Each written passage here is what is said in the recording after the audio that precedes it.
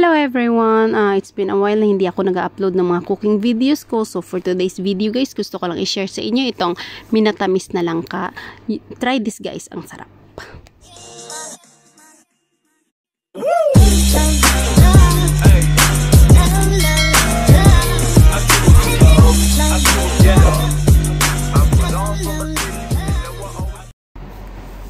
So first, maglagay tayo ng asukal.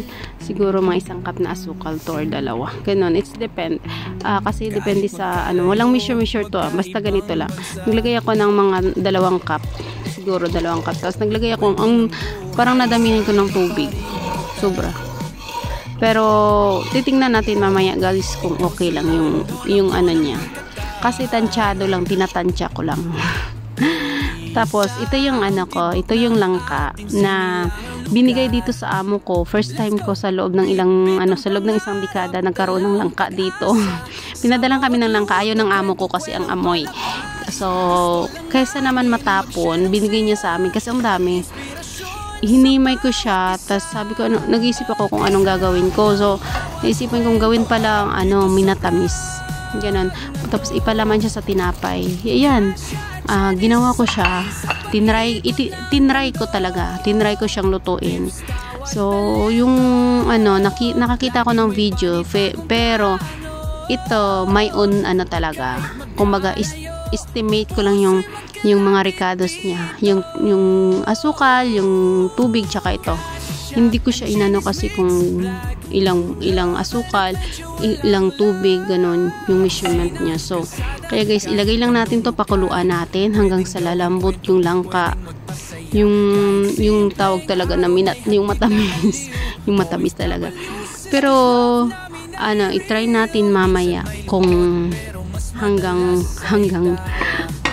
kung gaano siya katamis, or i-try natin rin mamaya. So pakuluan lang, takpan, tapos ayan, konting mikos-mikos lang yan, tapos tatakpan ulit, hahayaan kumulo hanggang sa lalambot yung natin, yung langka.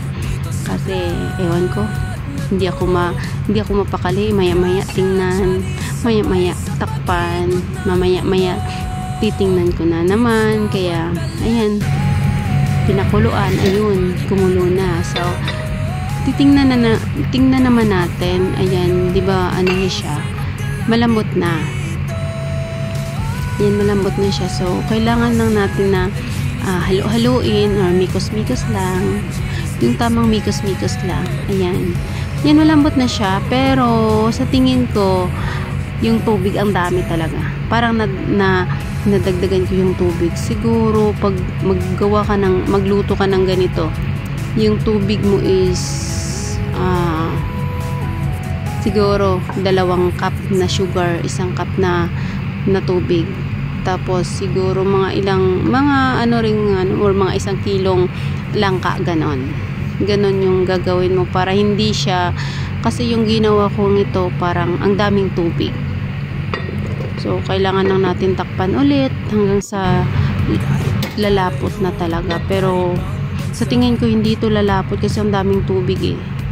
Yan, kahit anong pakulo natin, lalambot lang yung langka. Pero yung tubig parang ang dami pa rin siya tingnan. Pero okay lang, at least matamis naman siya kasi dito, dito eh, only sugar. So, dinamihan ko na tong sugar na to para at least tatamis rin siya. Okay lang yung tubig. Pangit naman bawasan, pero okay lang. So guys, try nyo guys, ang sarap nito. Ang sarap siya. Ang sarap talaga. So pero titingnan natin, alanganin pa siya. Hindi pa siya as in malambot. Malambot na yung pero yung hinahanap talaga, yung hinahanap ko na lapot ng langka, hindi ko makuha. Kumbaga hindi ko pa siya nakita, kaya ayun, pakukuluan lang muna natin. Yan, hanggang sa hanggang sa lalapot. Titingnan natin kung lalapot talaga siya hanggang sa huli. Hanggang sa huli talaga guys.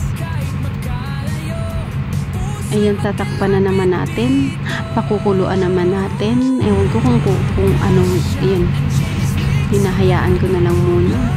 Ewan ko kung maluluto na ba to o hindi pa. Ayan, parang parang ang dami talaga ng tubig. So tatakpan muna natin guys, pakukuluan ulit. Ayan. Ayan.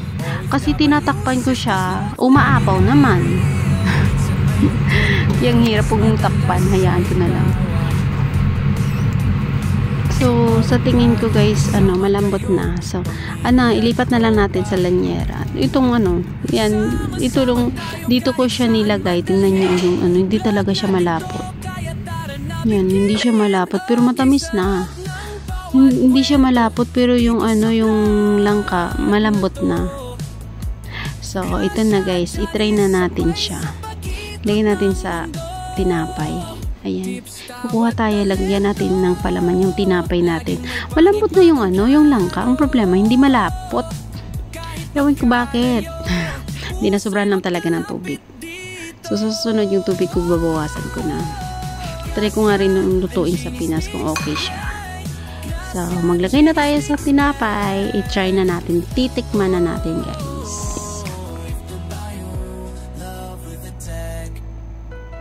Sarap. Ito.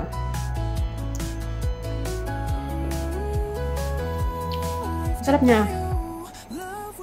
Pero masarap nito ilagay sa bilo-bilo. At least nakain, di ba? Isa naman natapon.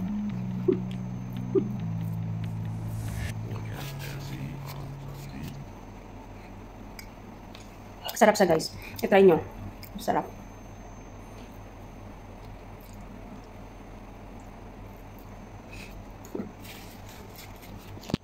Thank you for watching.